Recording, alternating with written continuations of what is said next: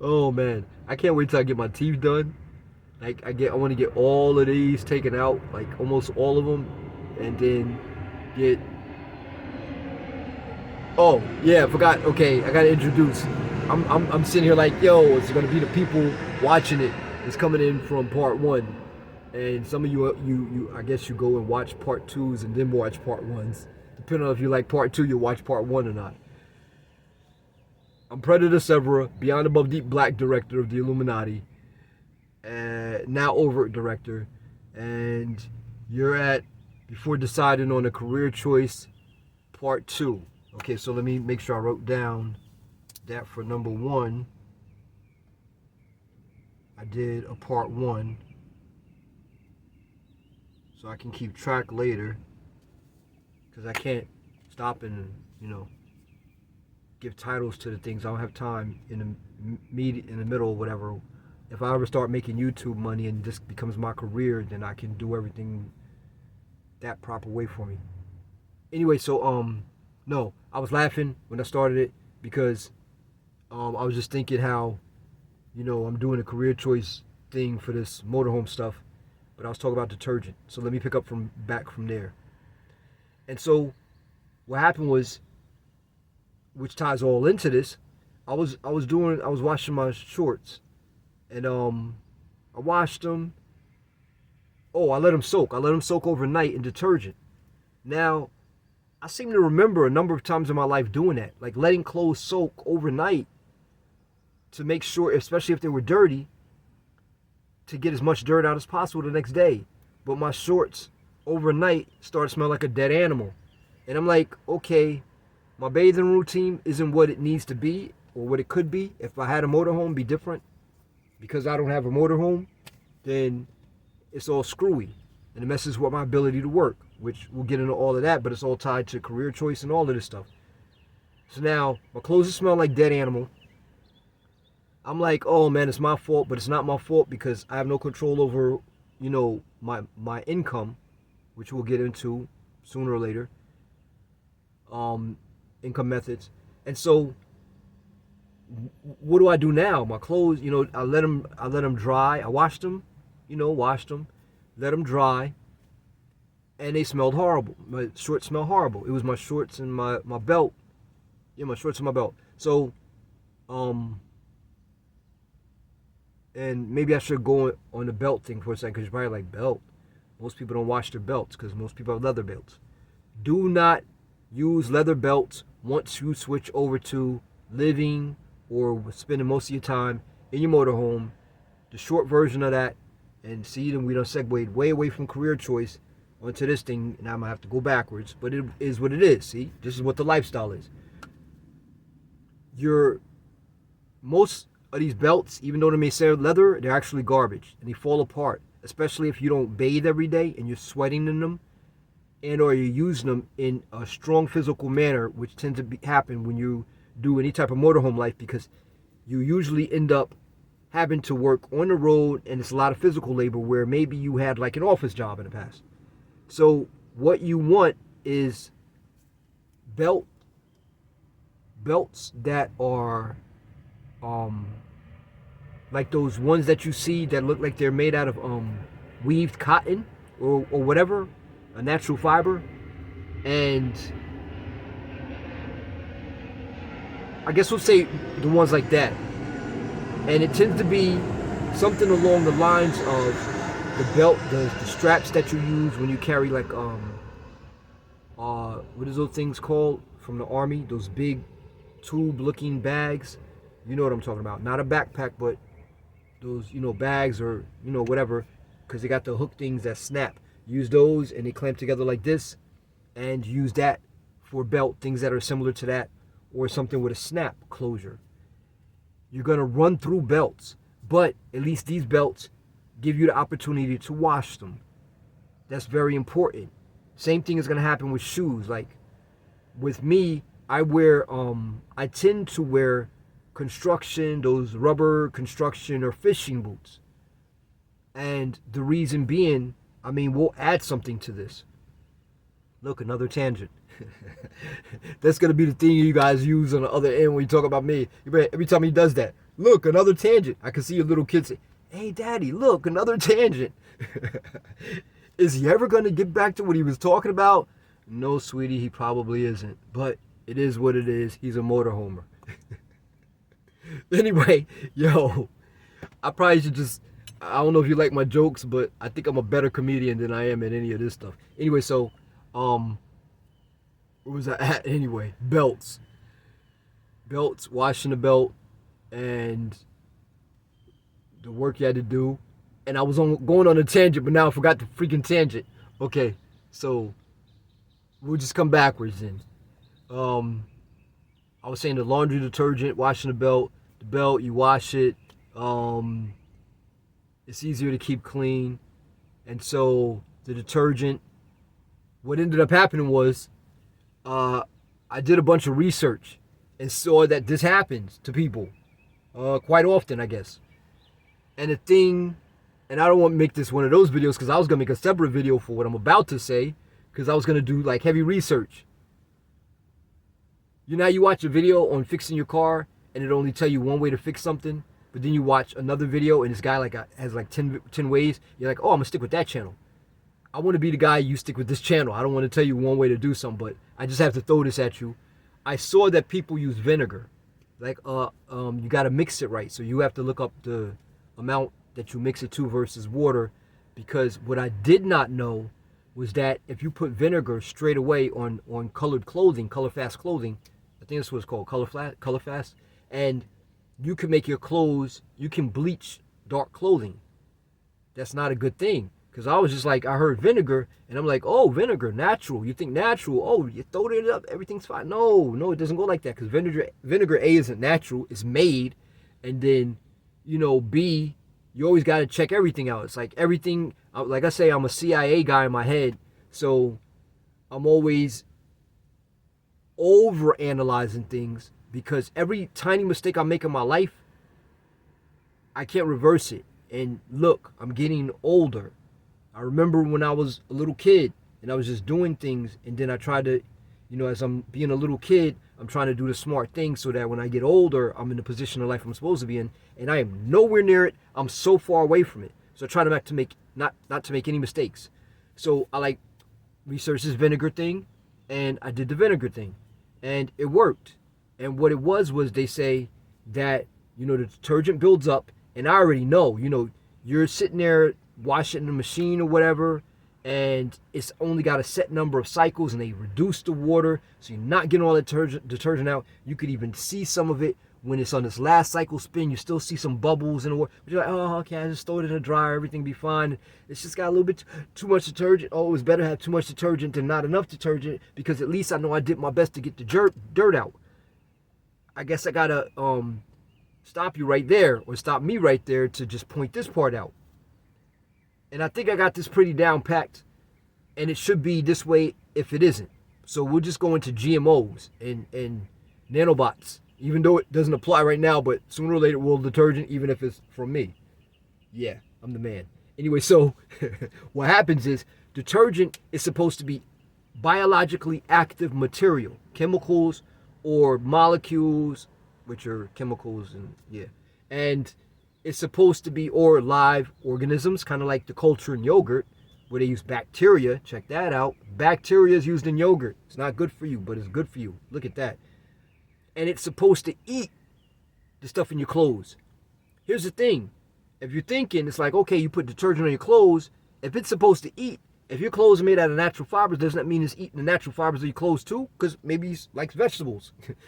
It likes grains. So, if you're soaking your clothes, you're actually damaging them. Maybe that's the case. And I think the whole thing of it eating is correct.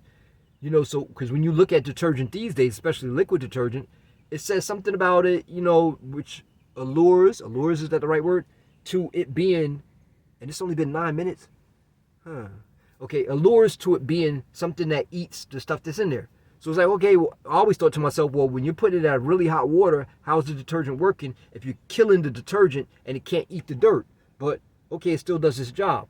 So, and I always said, there's things that are in hot, things can survive hot water, like the hottest of water, volcano hot, just what it is. And so, that's what you're dealing with.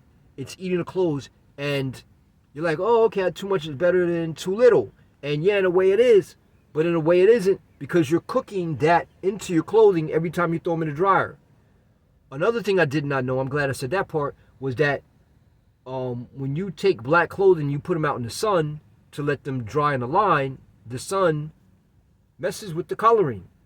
And I was wondering because, like, anyone who's seen me, like, I buy these black, I usually wear all black. And so over the months and years, I still have, some of the same shirts and pants and everything. I try to take care of my stuff. Even though I wear it to do temp work that's just horrible. And it gets all messed up. But I'm like, okay, black works out, white doesn't. But I'm hot walking around in black clothing, and I would need white clothing, but you can't do dirty work in it. So it's like none of this works out. Everything's working against you all the time, especially doing this, because like you can't bathe right, and you're putting on,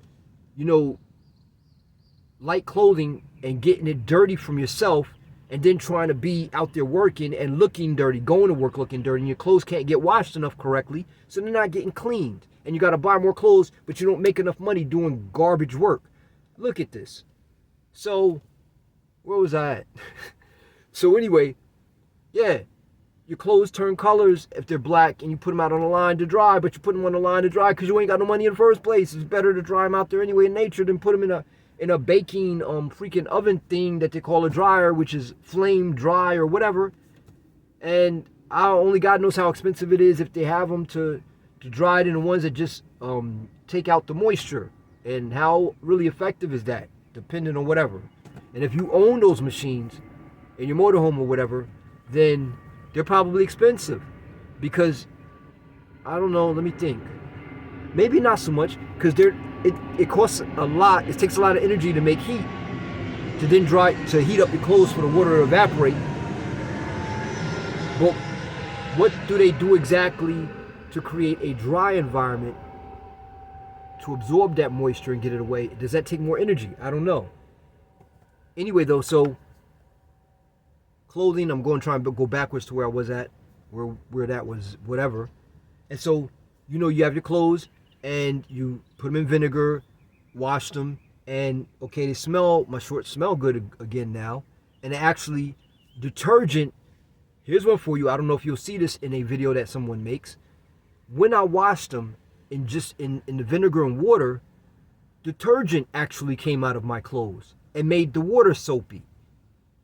Where when I had rinsed those shorts, when they was, stinking and whatever, the water wasn't soapy anymore. And so what I had read on a site was that it breaks down the detergent that's built up in it, because the detergent, look at that, the detergent, and can I say, because the detergent is alive and it ate the bacteria or dirt and all that other stuff that was in your clothes, and now the detergent bacteria, whatever it is, has nice full bellies. That's why I was going into GMO and nanobots, these little nanobots that aren't nanobots yet, because I'm not the one making a detergent yet. Don't be making no detergent with nanobots in it, because I came up with that. And so these little nanobots or little active ingredients, they got full bellies. But when you eat something and you digest it, what comes out? So that's getting baked into your clothes. These guys are getting baked into your clothes because they didn't get a chance to leave, because you didn't rinse them with enough water. And that's where we were at, water. You didn't rinse them with enough water and hot water, and the pores of the fabric weren't open because it wasn't hot water, so that they could actually escape. You had them trapped in there with a full belly, and they're digesting all this garbage is built up in them, and then you cook them in the dryer, or you just take them out the water, squeeze them, and hang them on the line. And so, you were soaking them overnight. Why does that happen when you soak them overnight? Okay, eating, and then I get it. The full bellies, they went and used the bathroom on your clothing. And as crazy as that sound, as nasty as that might sound, that's exactly like what's happening. Isn't it interesting? They don't teach you that stuff in school, do they? I don't think anybody goes to laundry school. A laundry university. So crazy, it just might work. Anyway, so, the water. So, you have to have hot water. You have to have plenty of water, because, Oh, and here is the most important part of the water thing, and this will probably take up at least 2 minutes, 3 minutes of the next, but it's important. And this is going to be 3 parts, which would be okay for me because it's got to be 10 vid. It's got to be 10 video. It's got to be 10 videos here, and then I won't say that all that part right now. Okay, so yeah. Anyway, so here's the thing. We live on Earth. Duh. We live on Earth, or do we live on Earth? Some call it Gaia, some call it Earth, some call it other stuff. We'll get into that another time, because I think I told you before, this isn't Earth. Anyway. So, we live on Earth. And Earth is 75% water or something like that. And the reason it's able to be alive, and we're able to be alive, is because we contain about the same amount of water, and there's a whole cycle going. Here's what's important about the water cycle. Water comes from wherever it comes from, and it's clean. You ingest it, it flushes over things, and what it does is, and this ties to the word Navy, like, as what I am in the Illuminati, I have to always study words. So I know a bunch of different languages, 2 or 3 words from each language. And a lot of times I forget them if I don't use them or come across them often.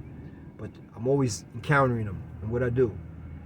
And so, when you, and that just threw me off on a tangent, I just forgot what I was saying.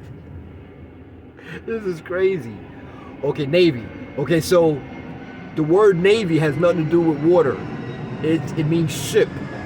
And so somehow that, and I'm going to guess because most of, at least our solar system or planets in our solar system or, whatever is water based, the word ship typically applies to water. So like your car is a ship, a plane is a ship, so on and so forth. Because, like shipping, you're shipping it by UPS, you're shipping it by whoever. That doesn't mean, it's going to be on the ship necessarily, but that means it's going from one place to another, being carried by something. And that's what nave means. So you got your navel, like, your navel, or, when we talk about prenatal, like, natural is more of born, but let's stay with navel, even though I like your navel. Yeah, your navel, Navel.